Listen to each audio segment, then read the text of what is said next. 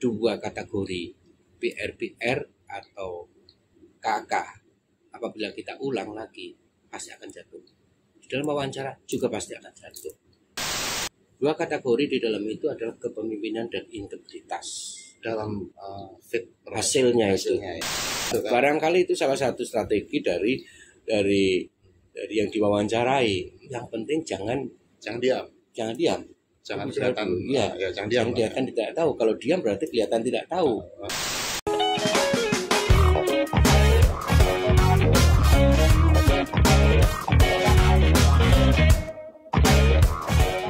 Podium podcast di Jen Badilum kini dengan Bapak Dr.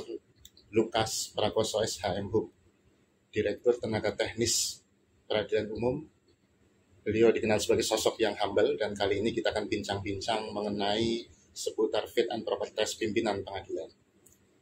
Apa kabar Bapak? Halo, baik saya. Sehat?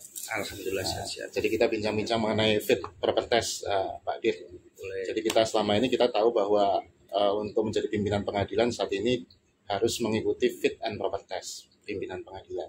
Ada pimpinan pengadilan kelas 2, kelas 1B dan 1A. Ini syaratnya untuk bisa dipanggil fit pimpinan mengikuti itu apa saja Pak? Pertama kami akan list dulu. List perangkatan. Berikutnya setelah kita dapatkan list perangkatan, kemudian kita mintakan persetujuan ke Bawas. Jadi ada syarat integritas juga di situ. Ada. Tidak lempeng saja tiba-tiba dipanggil, pasti ada approve dari Bawas. Betul. Begitu Bawas memberikan persetujuannya dengan catatan macam-macam nanti akan baru kita umumkan. Kalau segi pangkat bagaimana Pak? Misalnya untuk kelas 2 minimal pangkatnya ada 3D atau 4A? 3D. 3D berapa tahun? 3D 3 tahun. 3 tahun ya. Minimal pernah ditempatkan di 1B juga atau boleh di kelas 2? Boleh di kelas 2 juga. Boleh juga. Ya. Kalau untuk fit pimpinan kelas 1B? Kelas 1B minimalnya kan 4A itu. 4A ya. Iya. 4A. Kalau untuk 1A? 1A paling tidak dia harus pernah jadi pimpinan kelas 1B. Pimpinan kelas 1B ya. 4B mungkin bisa ya? 4B bisa. Ya. Kemudian kalau fit selama ini dalam panggilan ada catatannya begini. Yang diujikan pertama adalah visi misi integritas. Kedua teknis hukum. Ketiga administrasi dan layanan hukum. Keempat manajemen kepemimpinan. Ya. Kelima kode etik. Tapi di samping itu juga ada psikotes. Mengenai psikotes sendiri, itu apa yang dicari dari psikotes itu Pak? Di dalam fit and proper test itu kan tidak melulu wawancara, tapi juga akan diuji tentang integritas, tentang kepemimpinannya dari sisi psikologinya. Dan itu bukan kita yang menentukan, yang menentukan adalah lembaga luar. Dan ini sudah teruji. Kami punya data bahwa apabila seorang calon yang sudah pernah ikut profile assessment dengan dua kategori PR atau KK, apabila kita ulang lagi pasti akan jatuh. Di dalam wawancara juga pasti akan jatuh. Dan ini pengalaman empiris. Ini bukan sekedar ilmu pengetahuan tentang melihat bagaimana kedalaman inisiatif seseorang dan kemampuan. Dua kategori di dalam itu adalah kepemimpinan dan integritas. Dalam fit hasilnya itu. Ya. Hasil garis besarnya dibagi dalam dua kategori besar itu. Kepemimpinan dan kepemimpinan integritas. Kategori kepemimpinan itu ada. Kalau dia bisa C, bisa K, bisa BR. Apa itu? Kalau K itu apa? C itu apa? K kurang, C itu cukup, BR itu buruk. Oh, gitu. Demikian juga yang di integritas kategori itu. Jadi yang dicari apa? Yang cukup. Kalaupun kurang, ini menurut ilmu psikologi dari almarhum Pak yang dikonsultan itu, dia menyatakan bahwa kalau K itu masih ada kemungkinan bisa berubah seiring dengan berjalannya waktu, karena manusia itu selalu akan belajar kalau K. Tapi kalau sudah BR tidak bisa. Ini berkaitan dengan kepemimpinan atau kepemimpinan dan integritas. Kepemimpinan dan integritas. Iya, dua-duanya.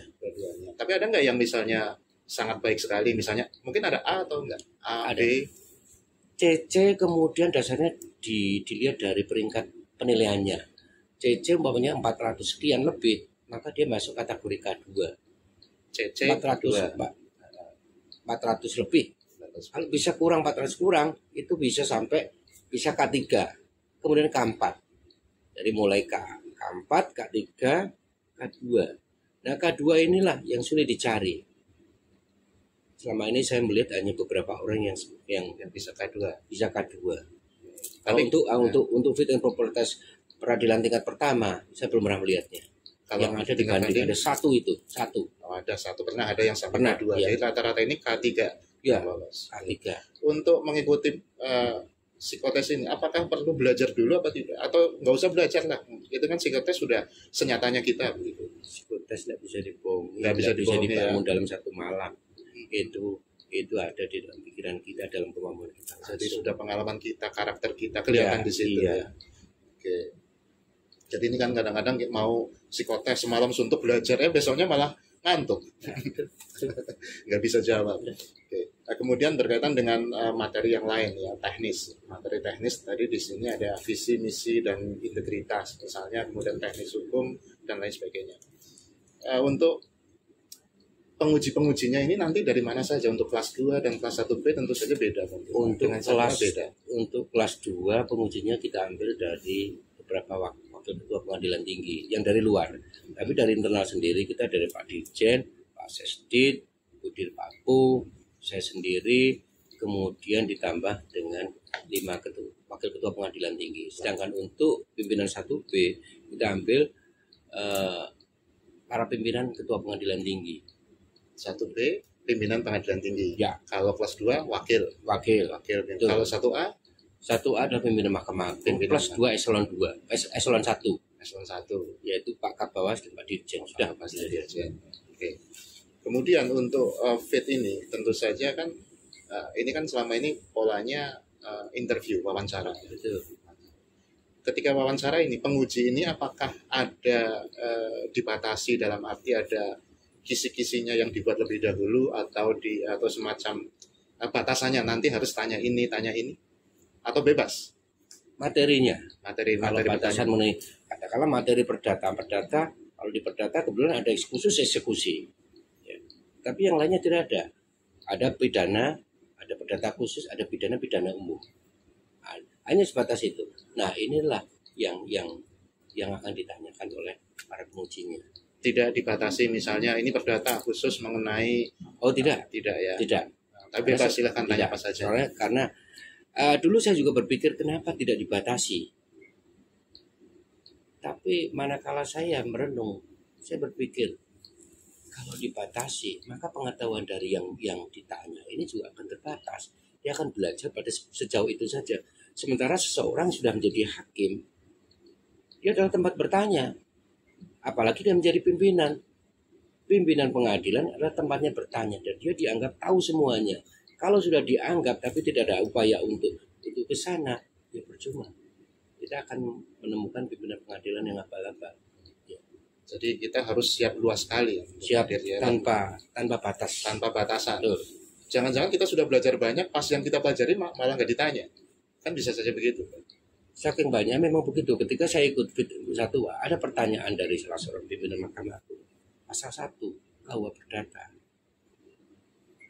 Yang biasanya kita tahu masalah KUH Perdata adalah asas-asasnya 1320, 1338, 1443, 1865 dan seterusnya. Itu asas-asasnya. Tapi ini pasal 1. Siapa yang menduga lupa kita biasanya kan? Kita nggak tahu. Mungkin kalau KUHP pembagian bukunya kita tahu 4 buku itu ya. Iya. Kalau KUHP kita mesti malah banyak tahunya pasal-pasalnya. Iya. Mulai pasal 1 sampai 14 itu kita tahu. Ya kan? Berikutnya mengenai masalah tindak pidananya. Mungkin kalau KUHP kita pelajari. Kalau saya teman-teman yang mau fit, saya suka kasih advice, coba baca buku 1 KUHP. Pasal 1 sampai 103. Setidaknya itu, karena ini ketentuan umum. Tapi kalau perdata malah saya nggak sampai ke situ itu tadi. Sebenarnya kalau kita dipanggil fit, trik pertama yang harus kita atau cara yang paling mudah untuk kita pelajari adalah satu, karakter dari para pengujinya. Kita harus tahu dulu. Jangan mencoba menghubungi pengujinya. Enggak, kita harus tahu karakternya. Saya ketika saya di fit 1A, Saya melihat di situ ada Pak Artijo, di situ ada Pak Suhadi, ada Pak Andi, Pak Artijo. Kebetulan saya sering mendampingi beliau untuk wawancara untuk hakim lingkungan. Saya tahu persis pertanyaan beliau adalah mengenai teori hukum pidana, teori pemidanaan. Dan beliau kan khusus lagi ke korupsi. Maka disitulah yang saya pelajari, dan benar. Dari 10 pertanyaan diajukan kepadanya itu semuanya tentang teori. Demikian Pak Suhadi dia akan kotak-katik masalah 197 dan seterusnya, masalah KUHP ya. 197 mengenai putusan. Ya, putusan dan seterusnya, banding juga. Nah, pasti dalam pencarian itu bisa. Jadi salah satu tipsnya mengikuti fit itu ketahui karakter pengujinya dulu. Betul, seperti Pak ketika itu beliau masih WKMA yudisial. Sekarang yang mulia kita Pak KMA. Pak KMA latar belakangnya dari awas. Nah di situ kita bisa melihat oh beliau ada dari bawah. Mari kita jaya belajar di daerah situ, seputaran situ. Itulah caranya. Pak Prof Takdir ketua Kamar Pembinaan. Kamar Pembinaan itu skupnya luas, meliputi 4 direktorat jenderal, terus diklat. Nah disitulah produk-produk karena kita berasal dari peradilan umum, maka kita pelajari produk-produk dari yang berasal dari peradilan umum plus produk-produk Mahkamah Agung secara umum. Nah, kira-kira kayak gitu lah. Ya alhamdulillah saya juga jalan. Ya. Dan saya datang ke sana, enggak ada saya. Tidak perlu menghubungi tadi. Tidak perlu, pokoknya jalani. Itu orang yang tidak pede itu. Harus pede ya. Supaya pede bagaimana? Apakah kira-kira kalau belajar semalam suntuk itu bisa buat bekal atau harus belajarnya jauh hari sebelumnya? Tidak. Kalau untuk teknis itu kan sehari-hari kita. Sehari-hari, oke. Ya kan? Tergantung dari kemampuan kita membaca, tergantung dari kebiasaan kita membaca. Kalau kita sudah terbiasa membaca, maka kita tidak perlu lagi kejar ketut dalam satu malam. Tidak. Itu akan sudah kita ketahui secara umum. Tetapi yang administrasi kadang-kadang kita harus punya trik. Administrasi tidak bisa kita kerjakan, nggak bisa kita pelajari dalam satu malam. Karena kita jarang sekali terlibat administrasi, meskipun kita sudah pimpinan pengadilan. Ya, banyak yang tidak kita ketahui di administrasi. Contoh register apa saja di perdata register. Okay. Kalau kita tanya detailnya, maka kita tidak tahu. Caranya gimana, Bang? Panggil mereka, panggil panmutnya, suruh cerita. Tanya, kita cacat, suruh cerita, panggil panmutnya. Keuangan UP juga kayak itu, panggil UP-nya, suruh cerita. Itu sampai ini perdata ada register apa itu ditanyakan juga biasanya? Tanya supaya kita jaga-jaga. Jaga-jaga. Ya. Terus kalau untuk 1A itu kan katanya kental. Jadi karena itu yang 1A itu. Nah, 1A kental dengan mungkin perdata khusus, pidana khusus. Apa memang betul begitu? Betul. Ya. Kalau untuk kelas 1B dan kelas 2, penekanannya? Kelas 1B coba lihat juga. Penanyanya siapa? Oh, lihat juga penanyanya. Iya, wawancara. Kalau di situ mantan-mantan hakim, pimpinan di KPT-nya itu mantan pimpinan di kelas 1A khusus. Yang di situ dia banyak terlibat di urusan yang ini. Kita jaga saja. Kalau kita sudah apalagi kalau kita sudah punya sertifikasi PHI, makanya ditanya juga nanti ya. Berarti siap-siap. Ada juga yang tidak peduli. Saya belum punya sertifikasi niaga, Pak, umpamanya. Tapi ditanya itu, Anda harus siap. Tidak salah pimpinan kalau penanya itu kalau tanya kayak gitu. Karena kita memang mau jadi pimpinan pengadilan, harus tahu semuanya, ya. Kemudian ada kisah-kisah lucu enggak? Misalnya ketika fit orang ditanya A, misalnya jawabannya ngalor ngidul nggak jelas misalnya, malah lucu. Ada juga begitu? Ya, pasti ada kayak gitu. Ada juga ya. Iya, kadang-kadang juga mereka menggunakan berusaha gitu ngeles ya. Nah, ngeles itu nggak kena, akhirnya kita sendiri yang saya lihat para pengujinya yang nggak sabar langsung dialihkan pertanyaan. Jadi ada juga yang begitu. Iya. Berusaha yang penting ngomong dulu. Yang penting ngomong. Ini salah ada yang begitu kan? Barangkali itu salah satu strategi dari yang diwawancarai. Yang penting jangan diam. Jangan kelihatan. Iya, jangan diam. Kelihatan tidak tahu. Kalau diam berarti kelihatan tidak tahu. Lebih baik tetap ngomong dulu, nyambung atau tidak. Nah, kadang-kadang si pengujinya juga jangan sampai terlena di situ, mengikuti, mendengarkan. Padahal tidak, harusnya begitu ketika tahu bahwa ini cuma ngeles, ya kita potong. Kalau tadi visi misi integritas, contoh pertanyaannya semacam apa Pak Dir? Visi misi atau visi pengadilan, visi Mahkamah Agung, atau visi kita sebagai pimpinan nantinya? Ya, Bisa kita sebagai pimpinan, apa Visi. yang Anda lakukan untuk pengadilan? Apa yang Anda lakukan untuk pengadilan? Iya. Mungkin kalau pernah pimpinan, apa yang sudah pernah dilakukan? Betul, betul. Jadi ketika kita menjadi pimpinan itu track record kita juga mungkin dilihat ya oleh penguji. Untuk menentukan kelulusan pasti juga Pasti ya. dilihat track recordnya. Jadi Ini dari mana ini? Apa yang sudah diperoleh di sana? Apa yang sudah dilakukan di Prestasinya sana? apa? Iya. Apa yang sudah dilakukan di sana? Dan itu jadi catatan penting. Oh, jadi catatan. Ya memang kadang-kadang saya melihat misalnya teman-teman pimpinan pengadilan yang di kelas 2 pernah dapat WBK, kelihatannya pada lulus kebanyakan ya. Kalau fit PM itu juga jadi pertimbangan. Ini dapat Jadi PM. Kalau dia masih dapat B aja. Sementara PM kita sudah berjalan 2016, 2015 sampai 2022, 27 tahun. 7 tahun. Ya, kalau masih B juga ya kebangetan lah. Ya, Itu. ya. Kalau masalah teknis hukum tadi sudah dijelaskan sama Mbak Dir ya. Kemudian mengenai administrasi, kalau layanan pengadilan contohnya apa? Layanan pengadilan, coba inovasi apa yang bisa Anda buat untuk meningkatkan pelayanan? Inovasi. Kaitannya dengan yang 6, Nama itu apa? peningkatan upaya peningkatan kualitas layanan. Oh gitu. Ini Ya berkaitan kan, dengan di zona zona 6. 6 area Ya, zona area 6. integritas. Ya, betul. Oke, area 6 peningkatan kualitas pelayanan Betul. publik. Iya. Oke. Apa yang sudah pikirkan, apa yang Inovasi sudah apa? buat, tawarkan terutama. Apa yang telah dilakukan untuk masyarakat supaya layanan kita lebih berkualitas, lebih berimbang, mungkin begitu. Betul. Kalau tidak, yang sudah ada di sana apa? Kalau Anda wakil, kalau enggak Anda seorang hakim di situ, kan ditanya. Kita ingin tahu dia peduli apa enggak, dia care apa enggak. Bahkan ada pertanyaan, kalau saya kadang-kadang saya akan tanya dulu berapa jumlah PP sama jumlah PP di sana. Saya akan tanya. Ini untuk membuktikan bahwa sebenarnya dia kan enggak sama kantornya. Terus apa yang dilakukan di PTSP? Memang itu bukan domain saya untuk bertanya, tapi saya ingin memastikan bahwa yang bersangkutan ini benar-benar ngerti di mana dia bekerja, dia ngerti, dia tahu. Ya, dia ada kepedulian di situ betul. Ya. Dia berapa jumlah pegawainya, PP-nya.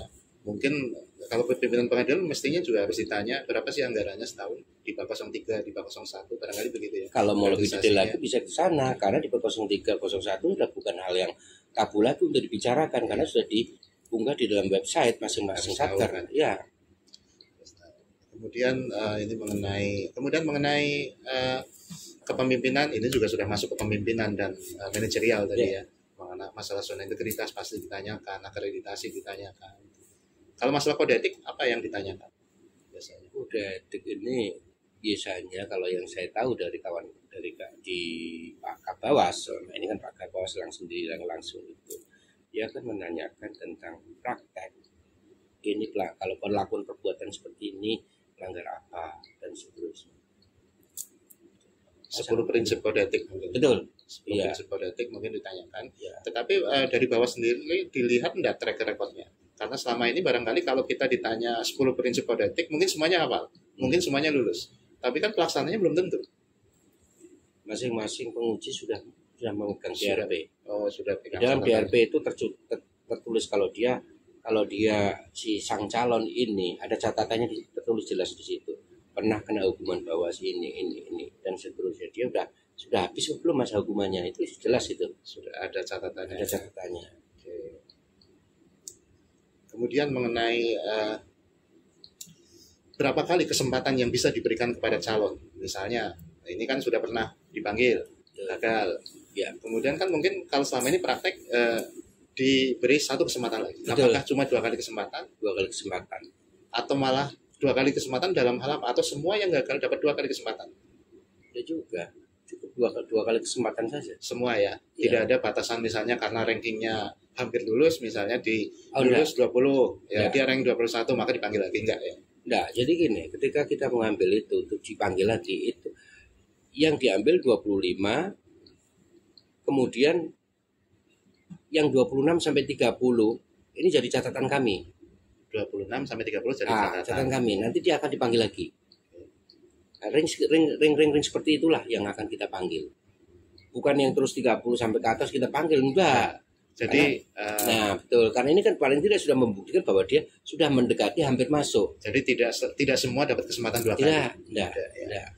Kemudian kuotanya bagaimana Pak Dir? Misalnya yang diuji 50 orang, yang lulus itu apakah setengahnya? Kalau di SKKM itu kan sebenarnya kan 1:3. Kalau kita menggunakan 1:3 berarti kita team competition, artinya kita benar-benar bersaing secara ketat, ya kan? 1 lawan 3. Kalau 100 kita ambil 30. Zaman saya 50 cuma diambil 15. 50 diambil 15. Berarti 1:3. Benar. Kurang dari 1/3. Iya. Sekarang karena kita kekurangan, akhirnya mungkin bisa lebih, setengah. Iya, ini 1 lawan 2. Tapi ini karena memang kebutuhan. Karena bandingkan, bayangkan saja kita kurangan 109 atau 149 pimpinan kelas 2. Kelas 2 kekurangan 109. 109. Iya. Nah, ini tahun ini sudah berapa kali fit? Kemudian kita fit, kemarin kita manggil fit 69 orang. Jadi panggil 74, tapi yang datang yang mengikuti 69. Ya. Kalau kita menggunakan patokan 1:3, seharusnya kalau 69 kita ambil berapa? Ya kan? 69 berarti setidaknya 20 lah. 20 atau 21, 23, harusnya begitu. Kalau kita ambil segitu aja, 20, 21. Kemudian fit berikutnya ini, kita ambil 25. 25 berarti masih jauh dari panggang. Butuh kita berapa? 109. Sekarang kita panggil lagi. Sekarang yang kita panggil sekitar 70-an. Tidak sampai juga. Kalau kita pakai 1:3, 70, 60 atau 20. 22 lagi, 23. Kita ambil itu. 22 lagi. 1:3 loh. Kalau kita ambil setengahnya 35. Kalau masing-masing kita ambil setengahnya saja, setengah sama setengah, 70, 35, 35. Baru 70. Sisanya kita dapatkan dari mana? Manggil lagi sementara di dalam list ini belum ada yang memenuhi persyaratan. Apakah mungkin kita ambil lagi orang-orang yang dulu tidak lulus kita panggil lagi, sementara sudah ada yang 2 kali? Jangan ada 3 kali semacam itu. Iya. Kalau untuk kebutuhan 1B bagaimana? Apakah juga sama? Kurangnya? Sama. Kurang. Iya. Kurang banyak. Tahun ini masih ada fit 1B. Sepertinya masih ada. Iya. Kemudian untuk 1A juga. 1A pasti ada lah. Pasti ada. Iya. 1A setahun berapa kali Pak? 1A yang lalu hanya setahun sekali saja kan? Setahun 1 kali. Ya, karena 1A ini kan jumlahnya relatif terbatas. Kaitannya dengan yang pergerakan di 1 Agustus. 1 Agustus berapa sih? 15. 15 kalau ini masuk 15 ini berarti kita butuhnya juga nggak banyak. Muter-muter saja di situ. Kemudian kalau tipnya tadi harus belajar lebih awal, tidak usah menghubungi, ada tip lain nggak supaya lulus? Dan nanti ke depan ketika menjadi pimpinan-pimpinan yang memang diharapkan oleh Mahkamah Agung. Satu. Ini kita harus punya kebiasaan membaca lebih. Kebiasaan membaca lebih. Ya. Jadi literasi kita belum ditingkatkan. Kita kan masih kurang di literasi. Kita kurang baca ya. Iya. Coba lihat di situ. Buku ini masih saya baca. Ya. Sebulan ada misalnya berapa buku diselesaikan? Tidak saya target. Tidak target. Cuman ketika saya ingat sesuatu, saya kan buka di situ. Iya. Buka. Jadi itulah yang harus dilakukan oleh teman-teman hakim ketika mau lulus fit dan menjadi pimpinan itu membaca, banyak-banyak membaca. Kalau kita sudah banyak baca, kita sudah biasa menangani secara teknisnya, ya kita tahu jalan keluarnya, maka kita akan pede. Diundang, tinggal kita poles sana sini, kita pelajari kebiasaan dari pewawancara kita, senangnya apa, ini model polanya seperti apa, sudah. Masih bisa. Untuk tahu pewawancara kita juga kita harus tahu siapa sih yang akan menguji kita. Harus begitu berarti. Tahu saja. Ya. Mungkin ada 10 orang kita tahu semua. Kita bisa cari informasi dari kawan-kawan. Kalau misalkan penguji kita pimpinan pengadilan di mana katakanlah Bu Andriani. Bu Andriani beliau pernah ketua PN Jakarta Pusat, ya kan? Ya, coba karakternya seperti apa. Nah pasti akan lari lah, tidak beda. Pasti akan ke sana-sana juga. Iya. Terus misalkan Pak Heru Pramono, beliau juga beliau ini dia niaganya bagus ini, pasti niaga, pasti dia lari ke sana. Nah, kira-kira demikian juga. Kalau perlu kita juga perlu ini minta informasi dari kawan-kawan yang sudah pernah. Kalau Pak Dirajab Dir sendiri biasanya menguji masalah Masalah eksekusi. eksekusi. Iya. Nah, contoh masalah eksekusi yang ditanyakan misalnya Waduh, luas ini kalau saya mengupas masalah eksekusi juga ada di banyak sekali bukunya ya di Yaya Harap itu. Kalau kita breakdownnya, kalau kita lihat daftar isinya saja memang begitu. Begitu kita masuk ke dalamnya, saya ingin prakteknya. Kalau kita tahu hanya hafalan, eksekusi apa saja, eksekusi real, eksekusi pembayaran sejumlah uang, eksekusi melakukan suatu perbuatan, selesai. Tapi yang kita inginkan adalah dia tahu bahwa ini bisa tidak dieksekusi. Praktis kita bicara syarat. syarat eksekusi. Iya, syarat apa? Yang bisa dieksekusi apa saja? Putusan. Bahkan produk dari pengadilan, bukan produk dari pengadilan bisa kita eksekusi. Ini yang ketika saya tanyakan mereka juga, maksudnya apa? Produk bukan produk dari pengadilan bisa Misalnya hak dieksekusi. tanggungan. Nah, itu kan bukan produk kita. Mungkin gross akta juga kan? Ini gross akta itu. Akta pengakuan hutang. Betul, Ya. jaminan fidusia, HIR gitu. tanggungan. Nah, tapi ketika saya tahu, pernah lihat itunya tidak? Tanggungannya. Di mana tulisan iranya itu? Nggak tahu. Malah bilangnya kadang-kadang ini ya. Ada di dalam akta Pembebanan KTP-nya. akta pembebanan hak tanggungan mungkin jawabannya. Berarti belum bisa membedakan antara akta hak tanggungan dengan perjanjian. Padahal itu kan prosedurnya pertama. Hak tanggungan itu apa sih? Ya kan asesor saja kan? Asesor berarti ada Perjanjian tambahan kan? Ada Ada perjanjian pokok. Perjanjian pokoknya apa? Utang kan? Utang. Berarti ada akta perjanjian kredit. Oke.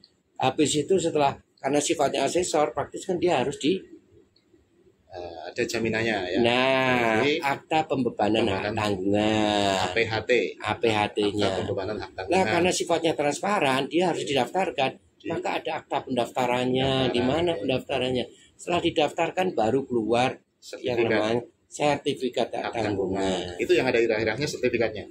Betul. Berarti saya lulus nih, Pak Dir. Lulus. Lulus. Kan sudah di satu bis. Ya saya melihat misalnya ini jadi masalah eksekusi ini. Eksekusi buku yang paling lengkap menurut saya ini adalah Yahya Harahap. A sampai Z. Mungkin ada jawabannya kalau kita baca. Cuma sayangnya mungkin kita kurang membaca itu, literasinya kita kurang. Padahal semua jawaban itu kalau kita baca ada masalah eksekusi di situ. Bahkan eksekusi yang amar putusan yang dianggap kabur saja, jawabannya ada di sana. Ada. Ya kan umpamanya dianggap kita anggap kabur saja. Tapi bisa dieksekusi non eksekutable tidak? Coba maksudnya apa? Misalkan perbedaan ini, kita lari kepada pertimbangan. Kalau menurut Yahya Harap itu. Kalau dalam pertimbangan tidak ada, terus kita lari kemana? Coba tanya hakimnya masih ada nggak di situ? Memutus. Nah, ya, saya pernah membaca juga itu. Intinya jangan cepat menyatakan suatu putusan non eksekutable. Ya. Teliti dulu pertimbangannya. Betul. Pertimbangannya masih kurang jelas, tanya hakim yang memutus. Kalau nggak salah begitu dia. Betul. Ya. Iya. Jadi sebenarnya kalau kita baca di buku eksekusinya Yahya Harahap, kemudian kalau kita baca teorinya lagi di bukunya Retno Wulan itu praktis singkat dan kita langsung ngerti maksudnya. Meskipun itu buku Macara Perdata Indonesia kan, ya, tapi di masalah eksekusinya sedikit, tapi kita langsung kena itu. Ya. Kemudian ditambah dengan mungkin buku pedoman eksekusinya Badilum juga ada, walaupun mungkin singkat juga. Tapi ya pedoman eksekusi Badilum itu kan ngambil dari berbagai sumber itu. Kalau kita pegang induknya sendiri sudah semua, tahu. ya disi pasti kita tahu. Iya. Mana untuk beberapa persyaratan-persyaratan pedoman eksekusi yang milik Badilum ini juga harus jadi pegangan, harus diketahui juga. Ada konstantering dan seterusnya. Nah, kalau konstantering ini di bukunya Yahya Harahap kan tidak ada. Ada. Ini mungkin praktek saja ya. Praktek perusahaan. Karena untuk memastikan bahwa barangnya ada, barangnya sesuai, itu memastikan saja. Ya. Nah, mungkin ini jadi panjang lebar ya. Nanti mungkin ada tema lain tentang eksekusi ini kita bisa bincang-bincang ini Pak Dir. Mungkin sebelum mengakhiri bincang-bincang kita ada quote dari Pak Dir, quote atau kata mutiara untuk menjadi penyemangat kita warga peradilan atau khususnya juga berkaitan dengan fit. Apa ya? Saya itu hidup mengalir begitu saja soalnya. Hidup mengalir begitu saja ya. Apa yang sudah saya lakukan selama ini ya seperti itulah kebiasaan saya. Saya berangkat dari nol, berangkat dari ketidakmampuan, berangkat dari kekurangan, itulah dasar pijakan saya. Saya menutup semua itu. Kalau seandainya saya tidak ingin jadi rata-rata. Kalau saya ingin di atas rata-rata, praktis saya harus belajar di atas rata-rata. Saya bekerja di atas rata-rata. Itulah saya dulu kalimat itu belum ada dari omongannya siapa yang motivator yang di TV itu. Kalimat itu belum ada, tapi saya sudah punya pikiran, saya tidak mau seperti ini. Saya harus lebih. Harus di atas standar umum. Ya. Selalu di atas Itu standar. pikiran saya. Dan saya itu sikap saya. Ini satu lagi barangkali kita harus ingat bahwa kadang-kadang ada di depan kita ini kita tidak syukuri. Ya, saya ingin menjadi manusia di urutan pertama atau urutan kedua, sebagaimana pernah disebut dalam kategori manusia oleh seorang khalifah. Manusia itu ada 4 macam. Itu manusia. Manusia ada 4 macam. Iya. Orang yang tahu dan tahu bahwa dia itu tahu. Orang yang tahu dan tahu bahwa dia itu tahu. Orang yang tahu tapi tidak tahu bahwa dia tahu. Orang yang tahu tapi tidak tahu bahwa dia itu tahu. Yang ketiga orang yang tidak tahu dan tahu bahwa dia itu tidak tahu. Ya, berikutnya yang terakhir, orang yang tidak tahu dan tidak tahu bahwa dia itu tidak tahu. Ini parah ini. Jangan sampai saya menjadi bagian dari. Saya ingin mengajak kawan-kawan semua ini jadi bagian yang pertama, yang pertama ya. Ya, orang yang tahu dan tahu bahwa dia itu tahu. Atau orang yang tahu tapi tidak tahu bahwa sebenarnya dia tahu. Ketika digali lebih lanjut lagi, oh iya ya, saya itu ngerti ini. Dan seterusnya. Jangan sampai orang yang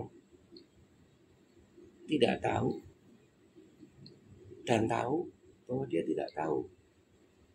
Artinya apa? Dari sisi kemampuan berkurang. Oke, barangkali berangkat dari kalimat itu, ya ini bisa membuka pikiran kita. Kita menjadi penyemangat kita, ya. Kita mudah-mudahan selalu menjadi orang yang seperti kategori 1 tadi ya. Mudah-mudahan kita semua warga peradilan demikian, dan tentu saja kita sudah mendengar tip-tip dari Pak Direktur ya untuk fit proper test. Belajar, intinya literasi kita tingkatkan, jangan menghubungi, dan ini adalah kaitannya dengan integritas. Betul. Sebenarnya pimpinan pengadilan harus punya integritas. Jangan menghubungi dan jangan meminta. Ya. Meminta itu meminta tolong atau melalui ini melalui dan seterusnya. Meminta lulus, meminta penempatan. Ya. Di mana saja pasti yang terbaik yang akan diberikan oleh Mahkamah Agung kepada kita. Betul. Terima kasih Pak Dir. Sehat selalu. Sehat selalu. Makasih juga Mas.